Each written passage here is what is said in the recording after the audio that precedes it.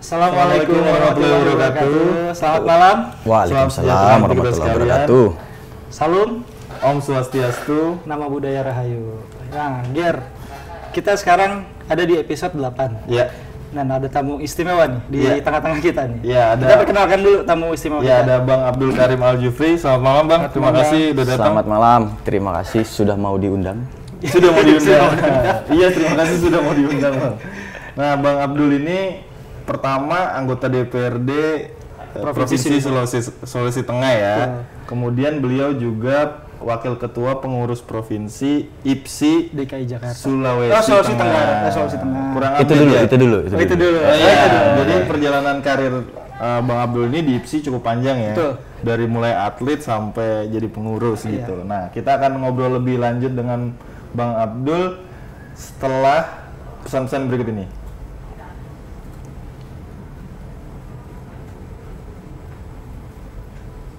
Di Timur diberikan dukungan yang bulat untuk Bapak Letjen Purnawirawan Prabowo Subianto menjadi Ketua IPSI selanjutnya.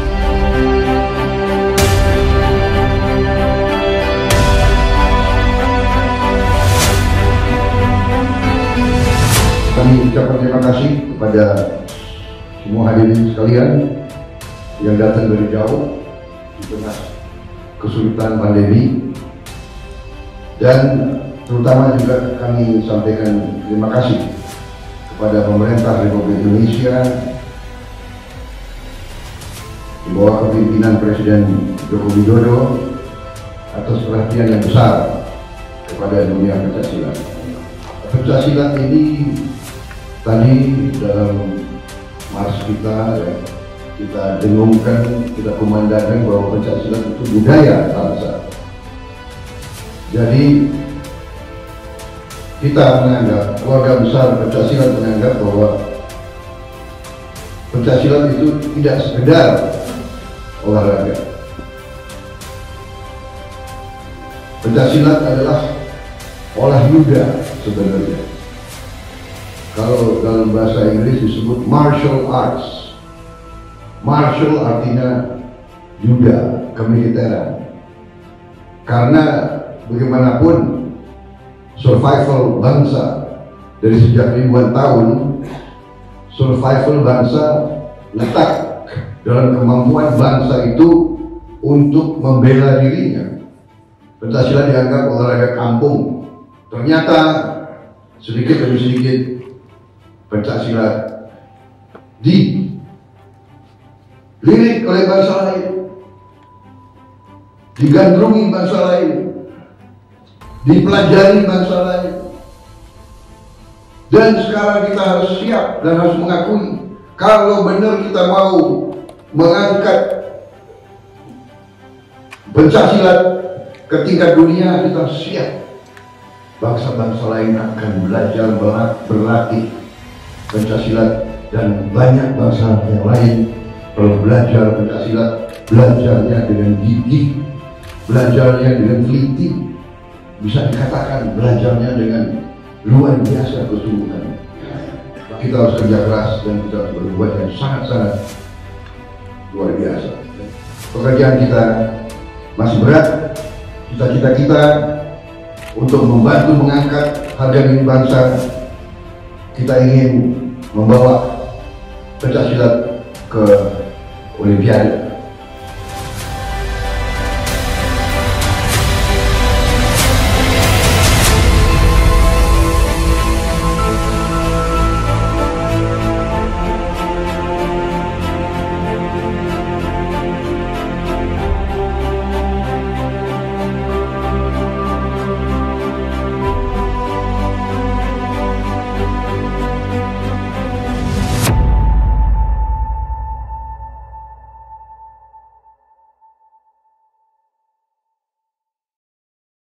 Oke, tadi kan kita udah melihat pesan-pesan yang disampaikan oleh Ketum IPSI baru nih Bang, Pak Prabowo Subianto di Munas IPSI ke-15 ya? Ke-15. Tanggal 17 Desember 2021. Nah, pertama kita ucapkan selamat dulu, Munasnya berjalan lancar. Alhamdulillah. Dan memutuskan untuk Pak Prabowo terpilih kembali sebagai Ketua IPSI periode 2021-2026 ya Bang?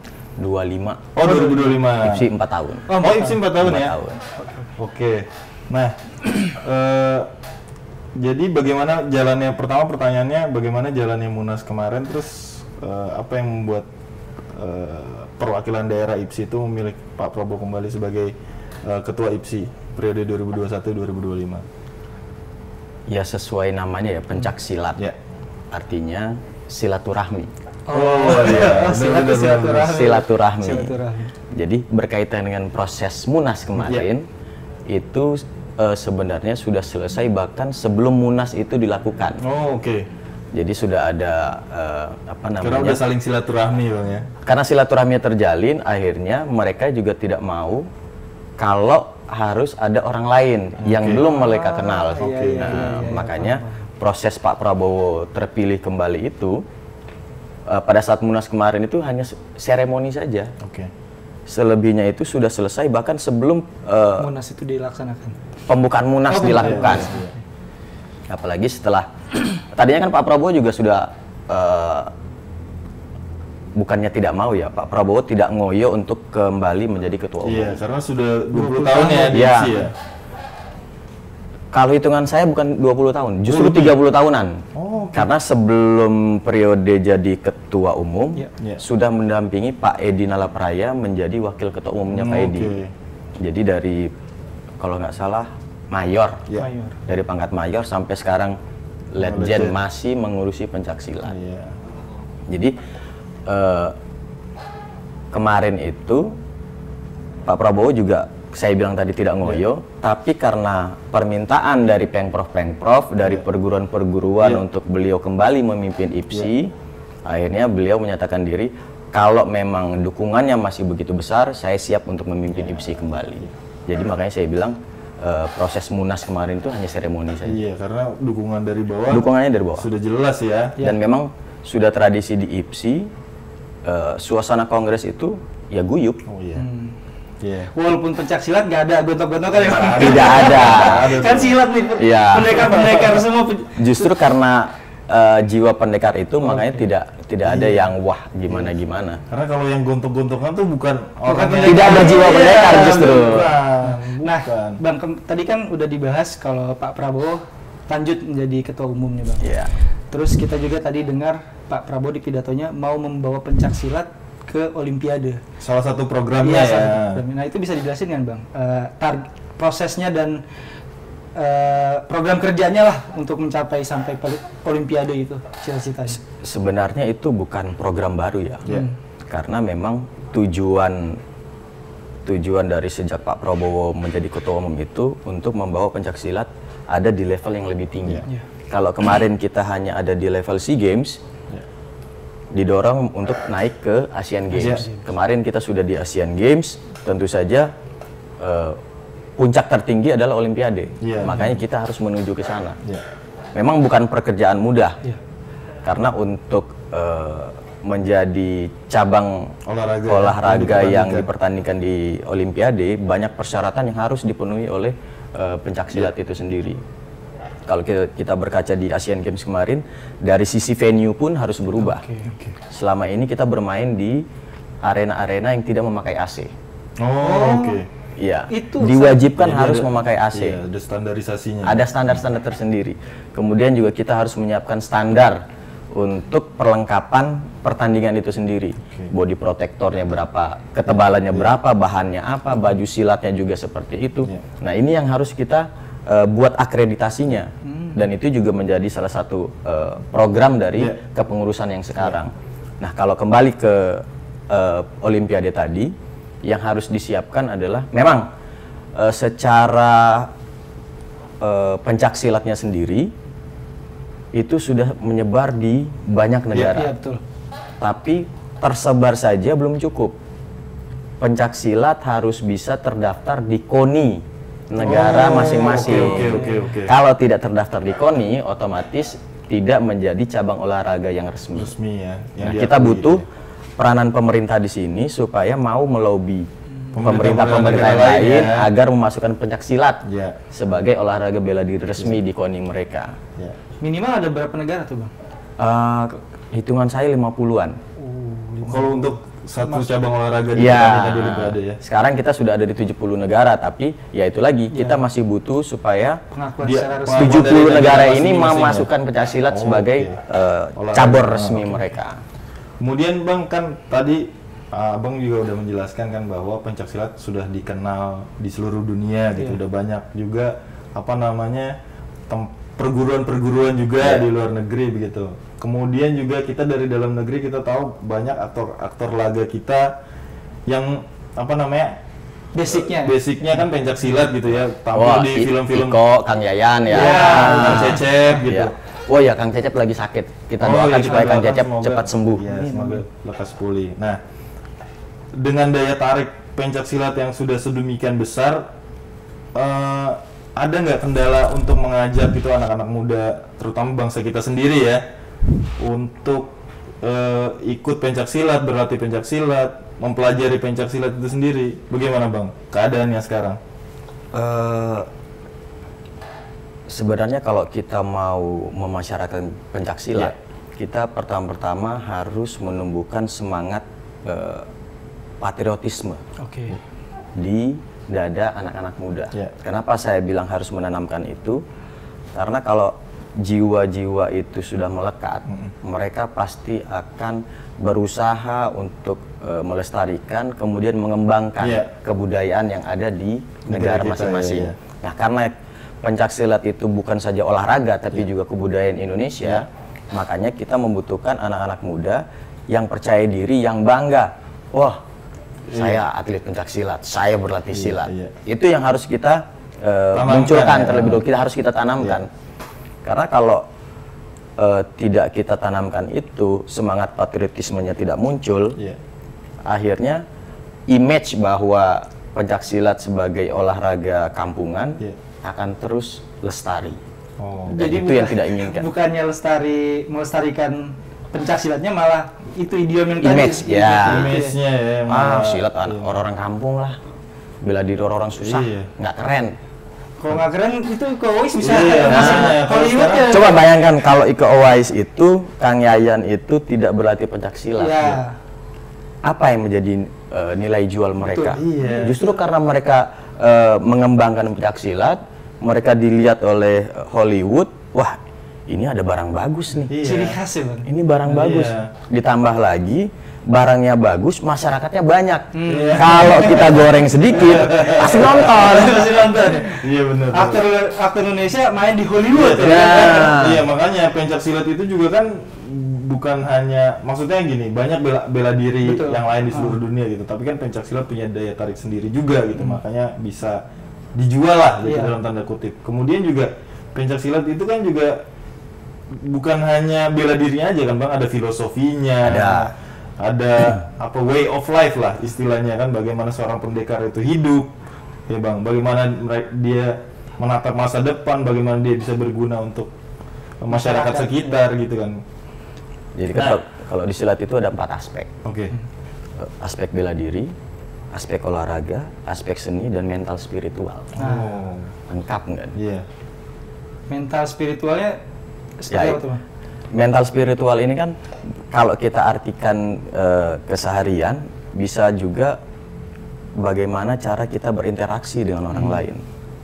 Dengan kita berlatih silat, diajarinlah kita nggak boleh begini. Nggak boleh begini saja belum cukup, kita harus tambah ini. Supaya kehidupan kita itu balance, seimbang. Tidak berbuat jahat saja belum cukup, harus ditambah dengan berbuat baik. Nah, ngomong-ngomong pencaksilat nih, Bang Abdul nih juara 2 kali nih. Juara dunia ya? Juara dunia, bukan juara. Juara dunia, juara 2 kali. Juara dunia 2 kali maksudnya Bang. Nah kan tadi karirnya juga beliau udah panjang ya. Iya, dari tahun berapa Bang? 2000? Saya pertama mengenal silat itu umur 7 tahun. Ya. Pertama serius latihan silat umur 11 tahun. 11 tahun. Yang bikin waktu itu tertarik sama pencaksilat apa Bang? Iya, karena kita anak kampung ya. Ini saya udah sering cerita, di kampung saya itu di Tumpaan nggak tahu di minggu keberapa, pokoknya setiap hari malam Jumat itu kumpul pendekar-pendekar tua ini, saling istilahnya bertukar ilmu. Bertukar ilmu. Tapi bertukar ilmunya itu bukan gedebak-gedebuk kayak yang pertandingan olahraga ya. Jadi bagaimana caranya mereka saling menyerang, bertukar serangan, tapi poin terakhirnya ngambil peci. Oh, oke. Jadi kalau pecinya udah keambil, kalah dia. Oke. Dari situ udah mulai, seru juga ini.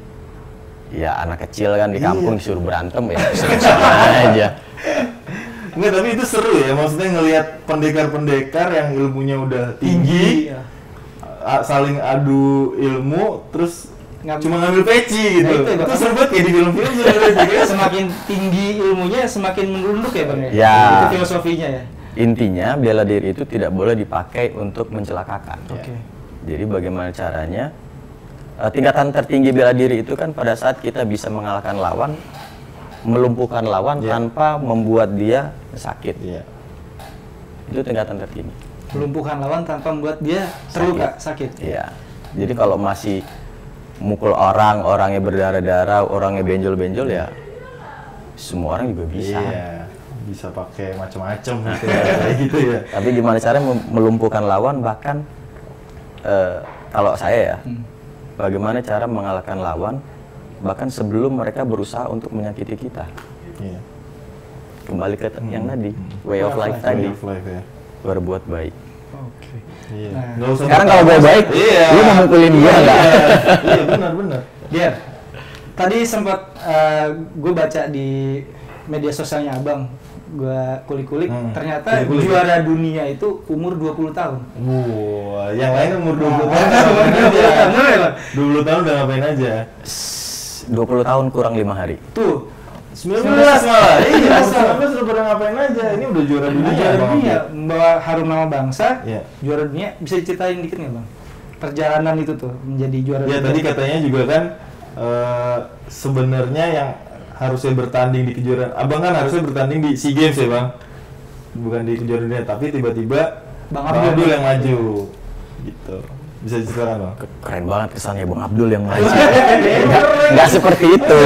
Emang keren lah juara dunia, masa nggak keren? 19 tahun masalahnya. Jadi kan pertama pindah ke Jakarta itu mainlah kejuaraan pelajar. Oh, oke. Terus bertanding kejuaraan dewasa di Jakarta Utara, masuk jadi atlet DKI. Oke. Ikut PON, final kalah. Kalah oke. sama Jawa Barat, Cecep Aziz namanya. Kemudian para peraih medali ini dikumpulkan di Jakarta untuk pelatnas, kemudian seleksi kejuaraan dunia. Oke. Berdasarkan hasil Seleksi. hasil seleksi itu diumumkan bahwa Cecep yang mewakili Indonesia untuk kejuaraan dunia. Nah, kita yang tidak terpilih untuk bertanding di kejuaraan dunia itu dipindahkan latihannya, tim itu dibagi dua. Kalau kita bilang itu tim kejuaraan dunia adalah tim 1. Tim 1, oke.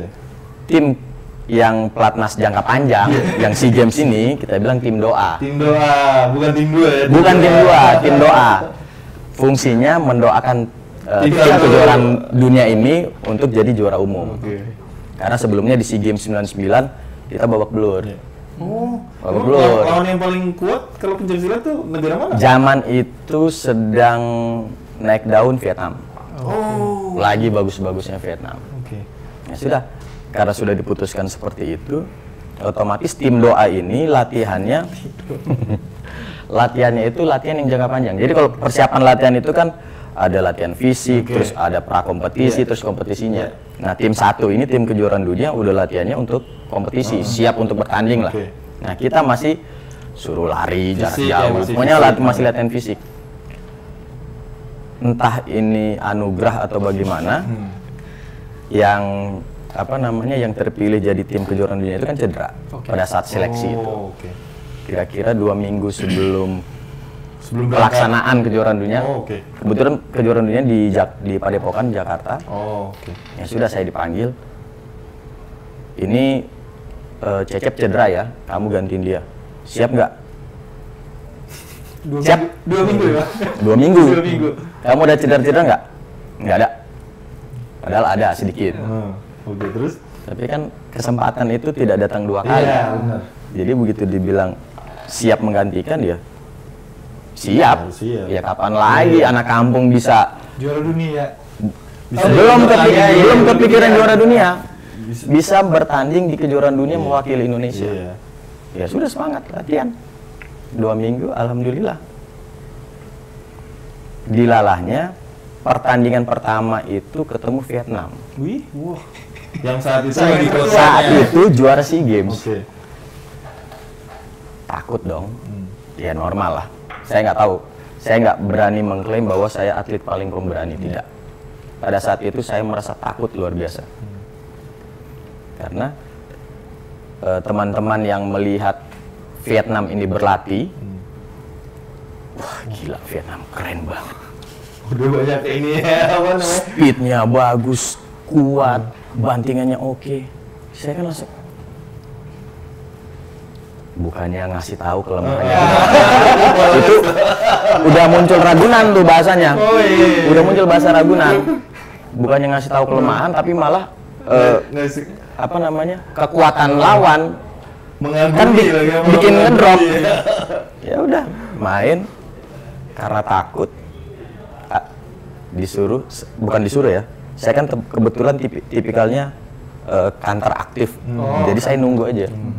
Nunggu sampai babak pertama selesai, tidak ada serangan sama sekali. Oke. Terus? Saya dikurangi 1 poin, dia dikurangi 1 poin karena nggak nyerang-nyerang. Dua-duanya nunggu. Saya dulu gini. Kuda-kuda aja gitu, muter-muter. Begitu balik ke sudut, ke pelatih, udah siap lah. Nggak apa-apa, ya paling diomelin, digamparin ini. Udah siap kan? Tahu ini mengecewakan. Tapi pelatih bilang, bagus, keren. Nah sekarang begini, kalau tetap seperti tadi, kalau dia nggak nyerang, nggak usah nyerang. Tapi kalau ada kesempatan nyerang, kamu nyerang. Nah itu yang menjadi titik balik. Kalau pada saat saya ke sudut terus kemudian digamparin, kamu bego, kenapa nggak mau nyerang gini-gini? Mungkin saya akan lebih drop. Tapi karena saya dipuji, dibilang strategi saya tepat, pede dong. Wah, gue dipuji nih, strategi gue bener nih. Ya sudah, main, alhamdulillah menang sampai final juara. Alhamdulillah. Dan itu rekor saya satu-satunya atlet kelas A yang bertanding lebih dari 2 kali. Harusnya cuma sekali itu, Bang. Yang lainnya cuma main sekali. Kan kita hanya sedikit kelas kecil itu. Di pool saya itu ada Vietnam, kemudian yang menunggu Brunei Darussalam, yang menang baik. Otomatis kan Brunei belum pernah bertanding. Vietnam ketemu di awal kalah, Brunei di semifinal kalah. Di pool sebelah itu yang bertanding kalau nggak salah Thailand lawan Filipina. Filipina kalah, Thailand naik, yang menunggu Malaysia di semifinal. Di semifinal Thailand overweight. Kelebihan berat ya.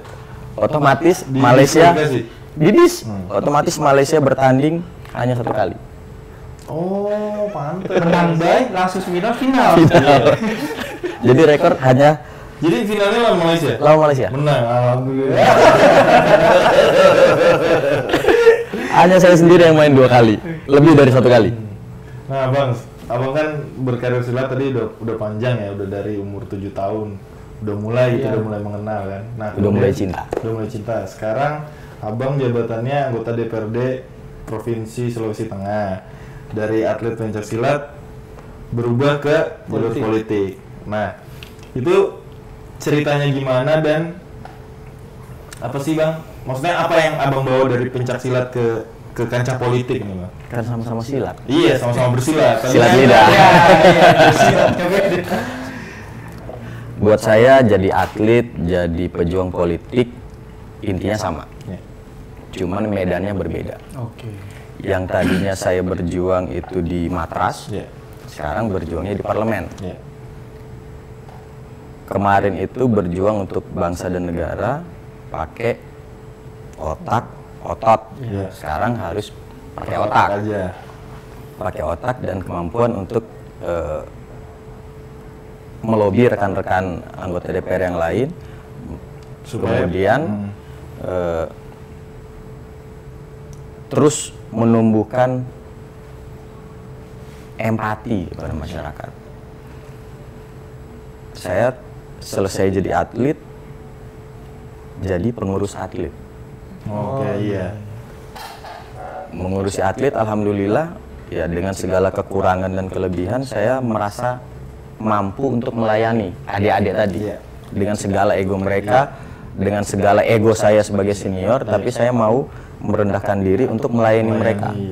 Karena saya juga dulu merasa waktu jadi atlet dilayani. Ada orang-orang hebat yang mau quote and quote merendahkan dirinya untuk melayani anak-anak kampung dari berbagai daerah ini. Kenapa mereka mau melayani? Karena mungkin mereka sadar bahwa yang mereka layani ini adalah anak-anak yang mau mencurahkan segala daya upaya mereka untuk kebanggaan Indonesia. Dari situ ya, karena sudah terbiasa melayani adik-adik atlet, ya kenapa tidak saya mengambil tantangan lain untuk melayani orang yang lebih banyak, masyarakat luas. Tapi intinya tujuan saya mau berpolitik yang pertama pasti saya ingin melihat Pak Prabowo jadi presiden. Nah, untuk itu saya harus membantu semua langkah beliau untuk sampai ke tujuan tersebut. Nah, bagaimana caranya? Otomatis saya harus membantu di partai, masuk ke Gerindra, berjuang di Gerindra, diberi kepercayaan nyalek, ya alhamdulillah, saya manfaatin itu dan manfaatin Pak Prabowo juga. manfaatkan momen ya. Iya. Jadi pada saat teman-teman satu dapil, rekan-rekan sedapil itu berjuang di dapil mencari suara untuk diri mereka dan untuk Pak Prabowo, saya justru kan lebih banyak mendampingi Pak Prabowo untuk berkampanye di Pilpres kemarin.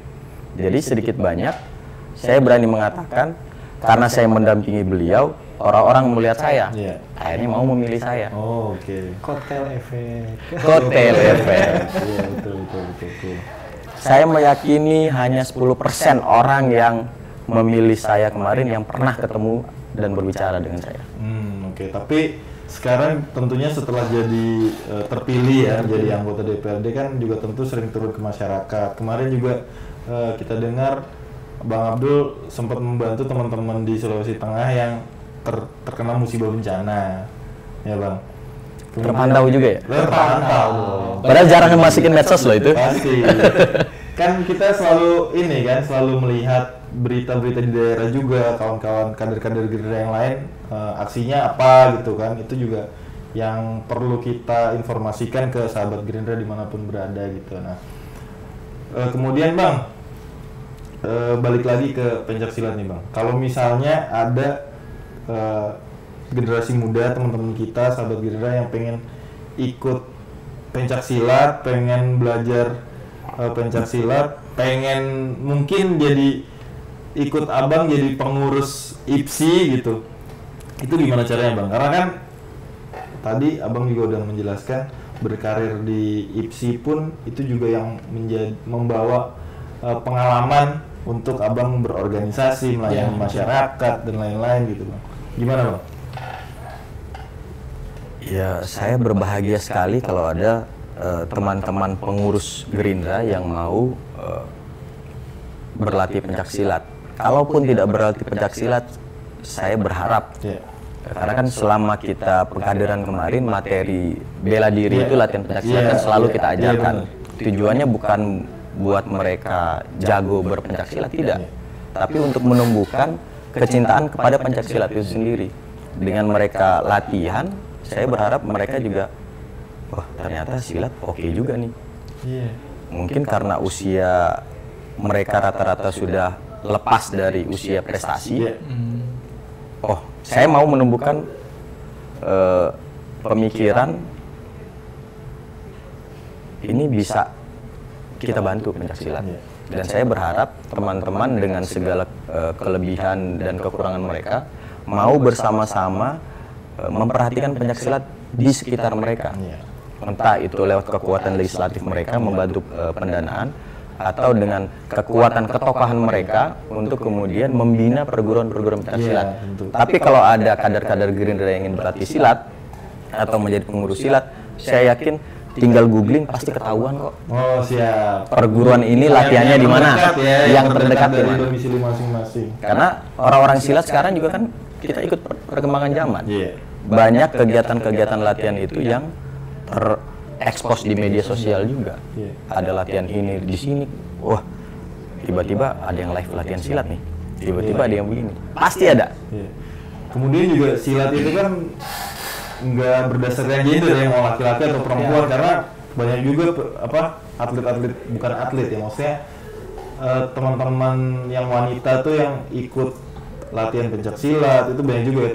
Saya ada beberapa kenal teman-teman juga yang latihan pencak silat tuh badannya seger-seger ya bang, maksudnya sehat juga gitu. Ya, kalau kita olahraga teratur, insya Coba Allah pasti saya sehat. gini, udah terlalu besar ini, perlu dilatih sama Bang Abdul. Alhamdulillah ada meja jadi tidak turun. Bang, saya mau nanya, sebenarnya pribadi saya penasaran. Apa sih yang bikin tadi kan udah dijawab sama Bang Abdul kalau pencak silat ini susah untuk masuk ke kaula muda nih. Kaula muda. Karena yang tadi belum tumbuh ya. Nah, rasa maksudnya ininya. Biar anak-anak muda nih ayo dong kita sebagai penerus bangsa, penerus kebudayaan, pewaris kebudayaan, ikutan gitu loh, Nanti ikutan. nunggu diklaim sama negeri Nah, jiran dulu jangan baru. sampai diklaim. Kita masalahnya masalah kita baru marah kalau misalkan sudah diklaim gitu. Itu yang sulit bang. Itu abang punya. Yang jelas cara kita sendiri. sudah kalah satu step dengan tetangga kita, dengan saudara kita dari Malaysia. Pencak silat di Malaysia itu sudah dicanangkan sebagai olahraga nasional. Oh, jadi sekolah-sekolah Sudah ada wajib yang namanya Hari kurikulum. Pencak Silat. Oh gitu. Iya. Waduh, jauh banget dong kita. Itu udah bukan ketinggalan selangkah lagi, Bang. Ya, kita kan tidak bisa mengklaim bahwa pencak silat itu dari Indonesia. Iya, benar. Ini kan kebudayaan Nusantara dan mereka juga bagian dari Iya. dari itu. Alhamdulillah mereka sudah melakukan itu dan saya sebenarnya iri kapan Indonesia mau melakukan Iya. hal seperti itu atau lebih dari itu. Iya. Nah, kembali ke menumbuhkan itu. Bro, lu lihat Iko nggak? Keren nggak doi? Iya. Kang Yayan, Kang Cecep itu juga Greget nggak tuh Kang Yayan? udah kau Keanu Reeves lo dihajar, Keanu Reeves. bisa main bareng Keanu Reeves. Karena apa? Pencak silat. Iya. Kurang bangga apa kita? Iya. Apa yang bikin lu berpikir bahwa pencak silat ini kampungan? Nah, Enggak itu ada. bang. Kampungannya sama sekali. sebenarnya. Kampungan itu orangnya. Ketika perilaku lu norak, lu kampungan. Iya. Bukan pencak silatnya yang kampungan. Iya. Gua kampungan nggak? Enggak dong. Di masa dulu gue jadi atlet, gue bersepakat dengan teman-teman yang lain, kita kalau mau nonton kejuaraan silat nggak boleh pakaiannya kuyup, Oh, harus rapi ya. harus rapi. Harus setil. Necis. Padahal Necis. dompet juga. Ya, jadi atlet zaman dulu nggak sekeren Iya, iya. zaman Hanifan sekarang. Bonus kita nggak besar. Tapi kenapa kita mau melakukan itu? Kenapa kita mau investasi di pakaian, di apa namanya penampilan? Padahal penampilan tadi itu, pakaian tadi itu tidak membuat kita juara. Iya. Iya. Tapi pemikiran kita saat itu, kalau lu nggak keren, adik-adik itu nggak bakalan Nggak ngikutin. tertarik ya, Iya. nggak tertarik. Jadi ingin Lah, mengubah image juaranya kita, aja Bang. gembel kok, ngapain kita latihan silat? Masa Ada pemikiran seperti itu, tapi Iya. ada juga teman-teman yang, ya biarin aja gue begini, yang penting kan gue juara. Iya sih. Gua, yang begitu, ya kita nggak masalah. Tapi kita pengen menunjukkan sisi yang lain, bahwa juara-juara itu keren. Lu kalau juara, otomatis akan terlihat keren sebenarnya. Ditambah dengan cara lu berpakaian, Iya. akan semakin keren. Ditambah lagi dengan cara lu berinteraksi dengan junior-junior lu akan jadi semakin keren. Apalagi Karena kan belum serius. suka atau tidak suka, para juara itu adalah public figure. Oh iya jelas. Ya, apalagi kan Role model. belum sampai kayak sekarang ya bang, medsos di mana-mana, jadi terekspos juara Nah. ini, terekspos kayak yang SEA Games Ya, kemarin terekspos. Asian Games. Nah, Asian itu Games. yang selama perjalanan mendampingi adik-adik itu yang selalu gue tanamin. Lu harus terlihat keren. Lu harus bisa membuat diri lu memotivasi orang lain. Lu nggak boleh begini, nggak boleh begini. Kenapa nggak boleh begini, nggak boleh begitu? Karena lu adalah role model, panutan bagi orang-orang di luar sana, panutan bagi adik-adik lu. Kalau lu ya serampangan, lu kelihatan minus, lu bakalan dilihat minus juga sama adik-adik lu. Lu akan menjadi contoh, oh dia aja begitu, gue juga mau, nggak apa-apa berarti gue seperti itu. Itu gue nggak mau. Itu way of life-nya ya bang ya. Lu harus terlihat, mungkin jaim ya, lu harus terlihat perfect di depan adik-adik lu, di depan orang lain. Oh iya, tapi yang penting kan itu demi melestarikan pencaksilat, demi supaya menarik Itu generasi muda. demi meningkatkan daya jual pencaksilat, Mengubah image kampungan. mengubah gitu. image kampungan Ya, itu. tapi kalau sekarang sih mudah-mudahan ya semakin baik, semakin banyak. Nah, itu harus banyak terima kasih juga tuh buat Kang Yayan, Iya. Kang Cecep sama Iko. Tentu. Siapa tahu bisa ada Kang Jufri ya kan? Enggak dong. Masing-masing punya caranya sendiri untuk mengembangkan pencaksilat. Iya. Ya mereka dengan dunia perfilman mereka, Abang dengan cara nebak. ya kita dengan cara seperti ini. Ada teman-teman yang selesai menjadi atlet, mereka menjadi pelatih. Saya memang selesai menjadi atlet, saya fokus untuk membina. Kita cari pos lain yang tidak banyak dilirik oleh mantan-mantan atlet silat. Oke. Kebetulan menjadi pejuang politik itu tidak banyak. Anak-anak silat yang jadi pejuang politik tidak banyak.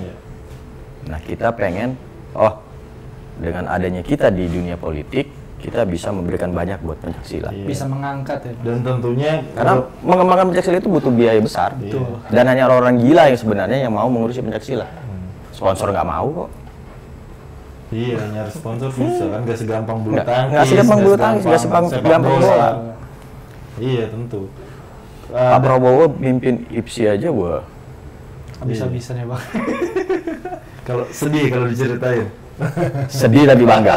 Karena dengan pengorbanan beliau, kita bisa melihat 14 emas yang kemarin. Oh iya. Jelas. Prosesnya panjang sekali. Pertama kali mencetuskan ide bahwa atlet pencaksilat harus latihan di Cina. Dikomplain banyak orang. Emangnya Ada apa di Cina? silat tahu? Iya. Cina tahu tentang silat? Sana kan kungfu segala macam. Ngapain kita harus belajar silat ke orang luar? Emang kita kekurangan? Iya. Tapi bukan itu yang mau dicari. Pak Prabowo mau ada penambahan wawasan dari Para atlet pelatih dan atlet-atlet sendiri. ya. Oh iya pelatihnya juga. Kalaupun wawasan mereka tidak bertambah, minimal mereka fokus berlatih. Iya Nggak memikirkan setiap saat, harus pulang. nggak terdistraksi. Jauh cuy, dari Cina ke kampung. Mahal. Kalau di Jakarta mereka bisa pulang kapan saja. Tapi di pidato itu juga Pak Prabowo bilang ya bang, kalau kita mau kuat kita harus belajar dari manapun ya kan. Jadi makanya Iya. Pak Prabowo mengirim ke Cina, ke negara ini biar Kalau mau jadi juara Asian Games, kita harus berlatih dengan negara-negara yang terbiasa juara Asian Games. Mau tembus Olimpiade, kita harus bergaul dengan negara-negara yang selama ini atletnya Di papan atas ya. ada di lingkaran Olimpiade tadi. Di Indonesia sendiri ada perkumpulan Olimpian. Mereka-mereka yang pernah berlaga di Olimpiade. itu buat itu juga ya bang, ya, penaikan semangat dan Ya, jadi semangat. biar orang ini Dulu waktu kita membina di IPSI DKI, kita mendatangkan namanya Mas Krisna Bayu, atlet judo, yang secara kultur jauh sama pencaksilat. Kita nggak boleh teknik-teknik judo, tapi kita mendatangkan Mas Krisna Bayu supaya memotivasi. Mas Krisna Bayu itu di SEA Games terakhirnya cedera parah, tapi masih bertanding dan juara. Iya berarti melatih. Kita harus menularkan itu. Kalau lintas cabur saja kita berani ngundang, kita berani belajar, kenapa kita malu untuk belajar ke negara lain? Berarti kan melatihnya juga pola pikir juara bagaimana, mental juara. Ini yang harus dirubah. Jadi- Teknik bisa dapat iya. dari mana aja kan. Iya. Banyak nih ilmu yang didapat dari pendekar silat. Oh iya dong. Banyak. Iya kan tadi udah jelasin silat itu bukan cuman sebagai bela diri aja, tapi kan ada filosofinya, ada jalan hidupnya seorang pendekar bagaimana. Bushido kalau di Samurai. Nah, Nah, kemudian juga ini dengan Bang Abdul sebagai anggota DPRD Provinsi Sulteng mungkin nanti akan bisa menggodok perda-perda itu yang memungkinkan bahwa pencaksilat itu bisa diajarkan di sekolah-sekolah langsung ya. Jangan sampai kita kalah sama negeri jiran ya. Iya. sebenarnya tantangan itu lebih ditujukan ke insan pencaksilat itu sendiri sekarang. Pemerintah sudah menyediakan banyak banyak rencana, banyak program, tapi kembali lagi apakah pencaksilatnya orang-orang pencaksilatnya itu mampu menjawab tantangan tersebut? Karena untuk membuat pencaksilat menjadi misalnya Satu program ekstra program atau muatan lokal, otomatis kan kalau di otak saya kita harus membuat kurikulum. Ada kurikulumnya. Siap nggak orang-orang silat itu membuat kurikulum? Jawa Barat dulu sudah pernah dilakukan. Untuk muatan lokalnya? Sudah. Oh, oke. Terus? 2005 apa 2000? Awal 2000-an sudah dimulai. Nah, kita berharap di seluruh daerah bukan saja menjadi muatan lokal, tapi memang menjadi pelajaran wajib. Oke, Bang, terima kasih atas waktunya. Ada pesan-pesan yang mau disampaikan untuk sahabat Gerindra? Jangan malu untuk mengembangkan kebudayaan kita sendiri. Jangan malu, apalagi melupakan siapa kita. Belajarlah pencaksilat, kembangkan pencaksilat. Terserah kalau sekarang kalian belajar bela diri lain, silakan. Tapi di ujungnya kembalilah ke pencaksilat, kembangkan pencaksilat. Karena itu bukan sekedar budaya, bukan sekedar olahraga, tapi juga budaya. Saya beberapa kali selalu mengatakan pada saat diklat, karena pendekar-pendekar pencaksilatlah kita bisa menghirup udara kemerdekaan saat ini. Iya, benar. Oke, terima kasih Bang pejangannya, pesannya buat kita semua, bagus banget. Dan kita masih ada segmen-segmen selanjutnya. Yang terakhir, kita juga punya pengumuman. Oh iya, pemenang Sayembara Hari Ibu Yang Twitter Gerindra ya. Kita akan kembali lagi setelah pesan-pesan berikut ini. Bang,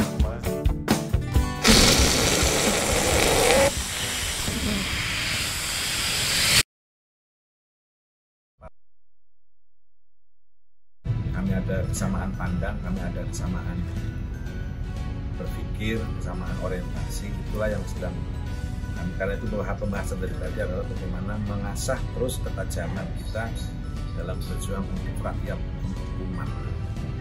Ada spesifik arah ke koalisi 2024? Dikit-dikit. Tipis-tipis.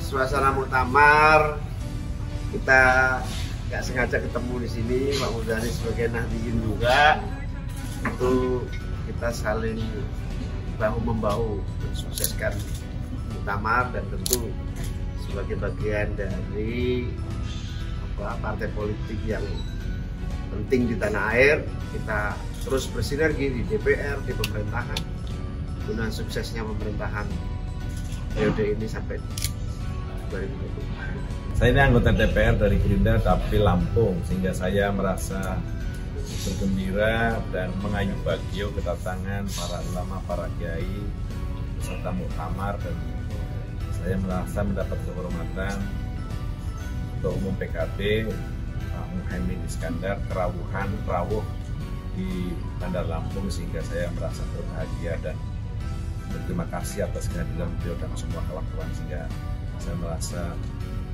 perlu untuk menemui beliau, dan alhamdulillah hari ini saya bisa bersilaturahmi dengan Pak Muhaimin. Yang kedua, PKB dan Gerindra itu sama-sama berjuang untuk rakyat, sama-sama partainya orang kecil, sama-sama partai yang berasal dari gerakan rakyat. Kami ada kesamaan pandang, kami ada kesamaan berpikir, kesamaan orientasi, itulah yang sedang kami, karena itu pembahasan dari tadi adalah bagaimana mengasah terus ketajaman kita dalam berjuang untuk rakyat, untuk umat. Ada spesifik arah ke koalisi 2024? Dikit-dikit. Tipis-tipis.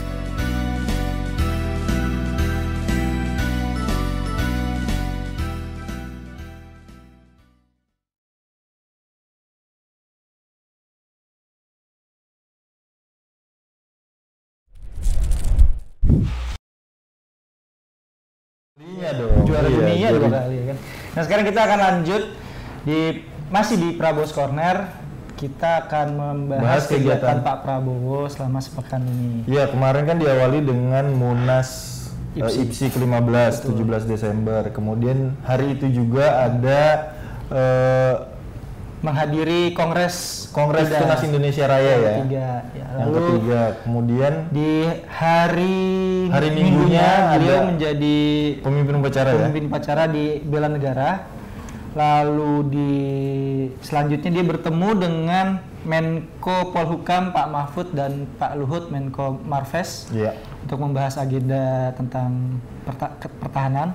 Dan terakhir beliau bertemu dengan Dubes Tunisia. Iya, sebelumnya juga beliau menerima kunjungan dari siswa Akmil Taruna Nusantara. Iya ya. Oke. Nah, bagaimana kegiatan beliau selama sepekan terakhir kita akan melihat di video berikut ini.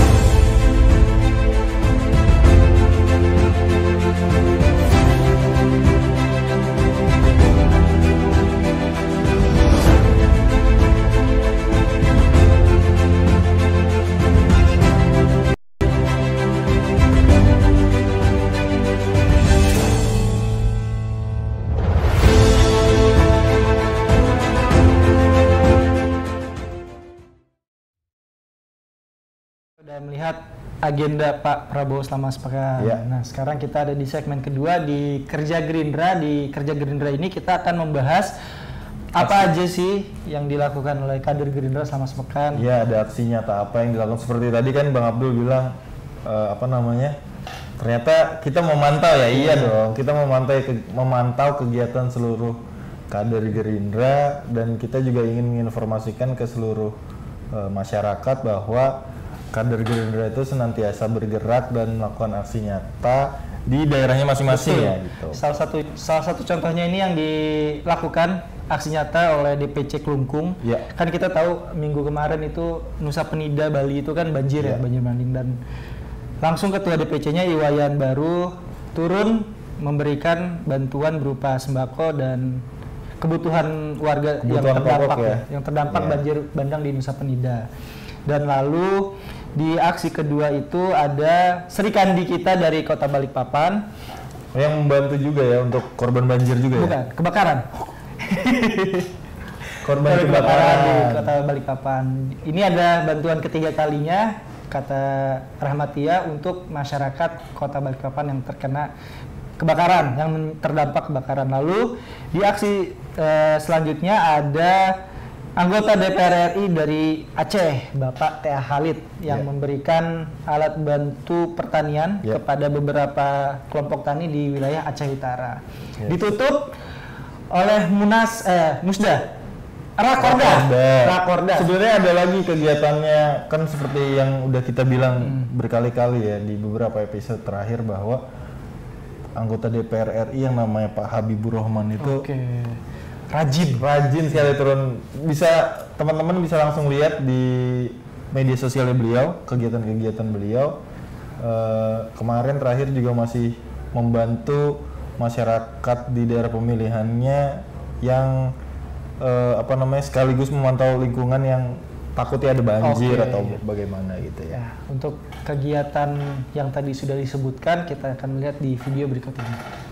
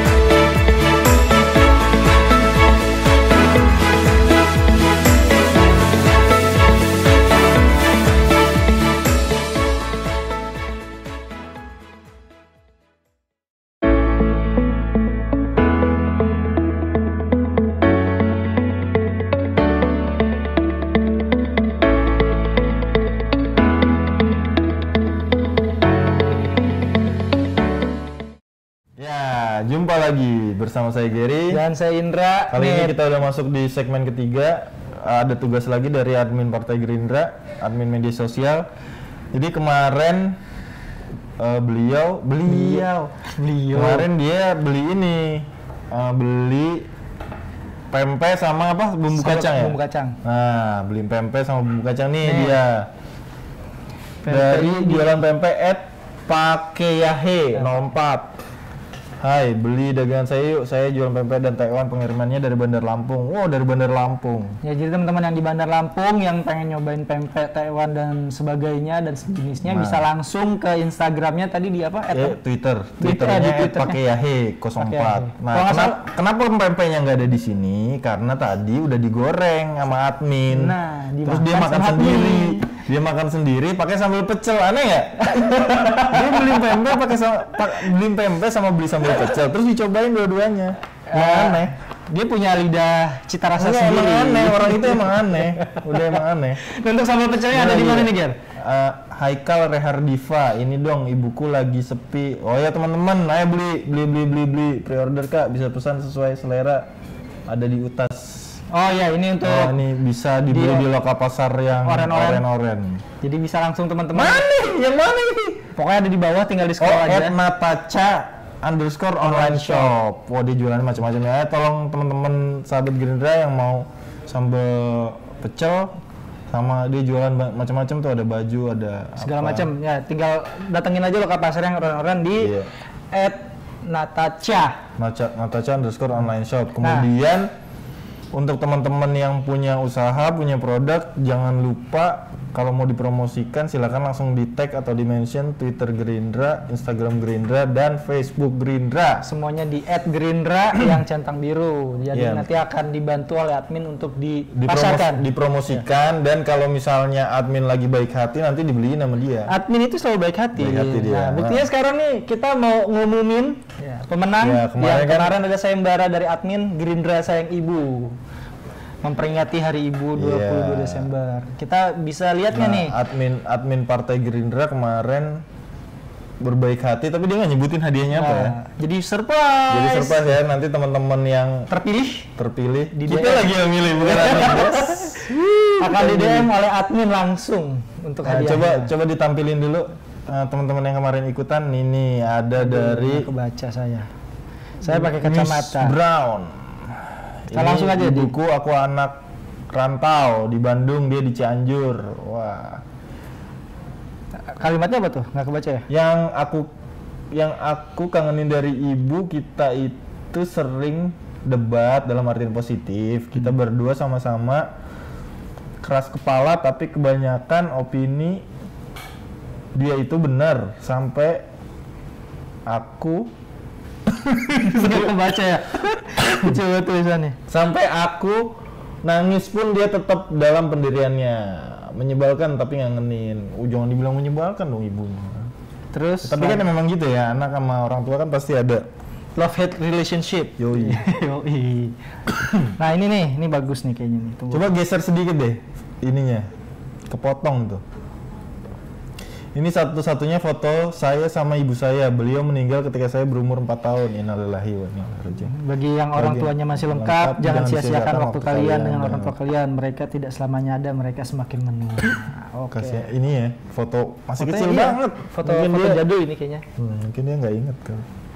Lanjut. Terus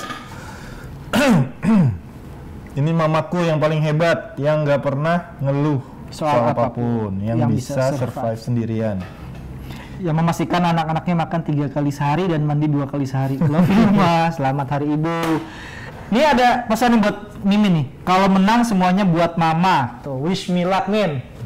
Oke, lanjut. Terus Oh, ini nih yang tadi dua dibaca. foto ini yang paling berkesan buat gue, terutama yang sebelah kiri karena keinget waktu gue lahir harus jual Vespa kesayangan mama. Naik Vespa keren banget ibunya. Nah, yang sebelah kanan ngajak mama naik MRT waktu masih uji coba. Mama gue paling seneng karena tetangga belum ada yang naik. Waktu masih uji coba. Jadi apa namanya? Bahagia itu sederhana. Bahagia itu sederhana. Ngajak mama naik MRT. Lanjut. Satu-satunya foto kenangan dengan almarhumah ibu. Innalillahi wa inna ilaihi raji'un. Senang banget lihat teman-teman di sini pada bisa foto bareng ibu, jalan-jalan, belanja-belanja. Ini paling bikin aku mewek dari zaman kuliah, iri banget lihat teleponan sama ibunya. Aku di kamar nangis, Bu, kangen. Al-Fatihah. Lanjut. Banyak ya ternyata ya. Karena jarang foto sama ibu, terus lagi scroll galeri tiba-tiba nemu foto ini. Ini dulu pas ibu sakit, tiap pulang sekolah pasti nemenin ibu. Nyampe sekarang ibu masih sakit, tapi aku belum bisa nemenin. Lanjut. Gerindra sayang ibu. Ada banyak nih. Foto terakhir sama mama 11, 12, 21. Ini anak mama Ke cantik-cantik kayak mama Ke, tapi belum ada yang ketemu jodoh. Kali aja. Jodohnya admin Gerindra. Wah. Min, ada yang ngarep nih, Min. Jadi gini nih, mungkin bisa ya teman-teman Gerindra yang follow Twitter Gerindra tentunya bisa lihat-lihat tuh, ada yang masih belum berpasangan, kali aja jodoh ketemunya dipertemukan di Twitter Gerindra, ya kan? Siapa tahu kan bisa lanjut ke japri-japrian. Iya benar. Bisa apa namanya kalau bahasa Twitter? DM-DM-an. Bukan. Mutualan. Iya. Bacain lagi nggak nih apa kita langsung? Oh ini nih. Maaf Mindra, Mindra jangan sebenarnya admin Gerindra tuh nggak ada sebutan saya ini nggak ada, saya bukan nggak ada. kayak admin apa min itu disambung-sambungin, tapi kalau admin Gerindra mah admin aja min, karena dia namanya juga min sebenarnya. MIN namanya. Iya, namanya min doang. Sejoli yang paling kucintai ini berpegangan tangan di pinggir pantai, berasa prewed gak? Oh, ini take by me. Oh, you took it. Oke, lanjut. Banyak ini. Oke, langsung ke ini aja. Langsung ke pemenang yang tadi sudah kita pilih.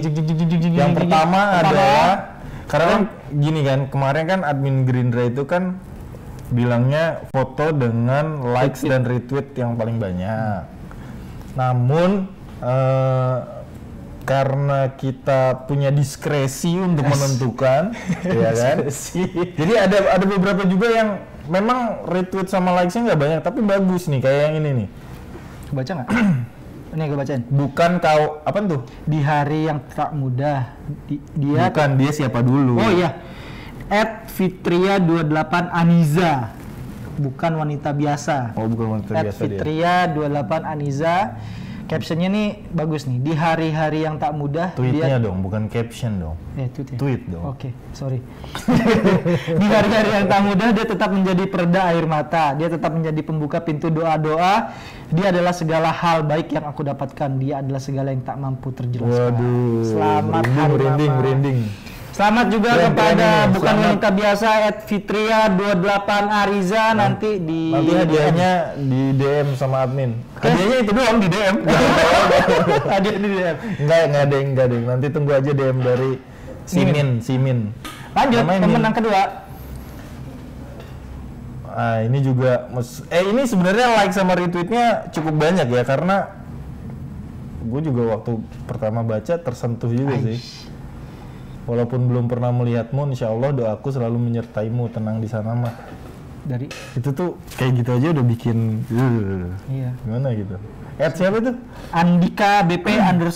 Nanti tungguin DM dari admin. Lanjut. Selamat ya Mas Andika BP. Nih. Ini @29 Nadia Sinta. Mas. Aduh, bukan ini. Ya? Oh, bukan. Nadia Sinta. Sunshine. Bikin username Twitter kadang-kadang. Sunshine. Nadia Sinta namanya kayaknya Nadia Sinta. Mas, separuhan karo aku ya tak dulang. Nggak usah, mama wes wareg. Nanti tolong translatein ya. Loh, mama wes maem ya.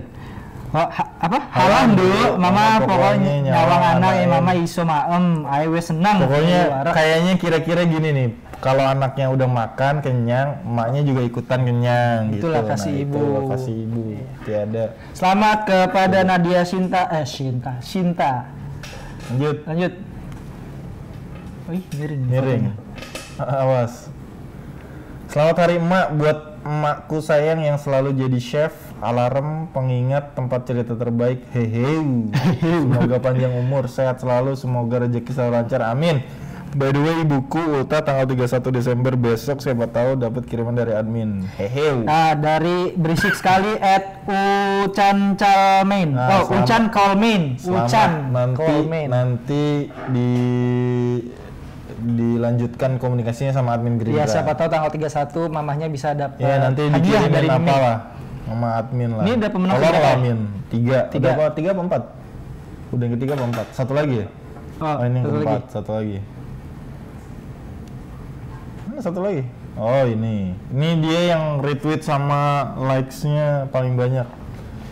Cekek. Aduh. Putria Tia, selamat hari ibu mah, makasih udah jadi mama terbaik. Walaupun kalau jalan ketemu temen suka ngaku kalau aku adiknya bukan anaknya. Berarti ibunya masih muda dong? Apa anaknya yang masih kecil? Ya tapi ini mukanya juga masih muda. Makasih udah jadi alarm terbaik. Kenapa ya dari tadi alarm mulu? Karena memang gitu. Kalau ibu jadi alarm. Walaupun request jam 7 banguninnya jam 6. Bilangnya jam apa tadi? Sambil matiin kipas. Ini bener banget. Selamat kepada para pemenang. Tunggu aja DM direct message pesan dari admin Gerindra. Untuk teman-teman Gerindra dimanapun berada, kita masih terus mengingatkan untuk jaga protokol kesehatan, jaga jarak, cuci tangan, Apalagi? Jangan lupa vaksin, Jaga jarak, cuci tangan, satu lagi. pakai masker. Pakai masker. Karena masker itu penting. Dan menjelang Nataru nih ya, malam Natal dan Tahun Baru, teman-teman ya kurangin juga aktivitas di luar. Kalau mau keluar kota, keluar negeri dikurangin, karena ya kita mencegah biar tidak ada varian-varian baru lagi lah. Iya, dan mencegah supaya tidak terjadi lonjakan seperti pertengahan tahun ini ya. Amin. Jangan sampai kita vaskesnya kolaps. Tenaga kesehatan kita udah juga kan kemarin yang pas Juli Agustus kan banyak juga yang jadi korban ya. Udah kita Jadi- tidak mau mengulang lagi Iya, masa-masa jadi itu. kita juga butuh tenaga kesehatan, tetap sehat, tetap bisa jaga dirinya. Kita bantu mereka untuk dengan yang kita bisa 3M tadi. 5M sekarang. 5M. Kemudian jangan lupa vaksin. Saya aja udah nunggu nih booster kapan ya booster. Oh iya, booster itu penting. Nanti kalau misalnya udah bisa dapat suntikan booster, nanti langsung pasti kita vaksin semua di sini. Gitu. Terima kasih kepada teman-teman yang sudah menyaksikan live Gary dan Indra. Oh iya, atas nama pengurus DPP Partai Gerindra kita mengucapkan selamat Natal untuk teman-teman yang merayakan. Semoga Natalnya berjalan dengan baik, berjalan dengan lancar. Kemudian apa lagi ya? Udah kayaknya itu aja. Hah? Apa? Hikmat. Oh, iya. Kata Simin. Simin. Semoga berjalan dengan hikmat. Ya, terima kasih sudah menyaksikan live malam ini. Saya Indra dan Kita jumpa lagi minggu depan apa di tahun baru nih? Iya, joknya ini banget kan, jok akhir tahun. Kita jumpa lagi tahun depan apa minggu depan nih? masih di Grinder TV. Terima kasih. Selamat malam. Selamat malam, terima kasih telah menonton. Sampai jumpa minggu depan. Udah capek Kalau jadi masalahnya. iya. Dah. Kering masalahnya ini.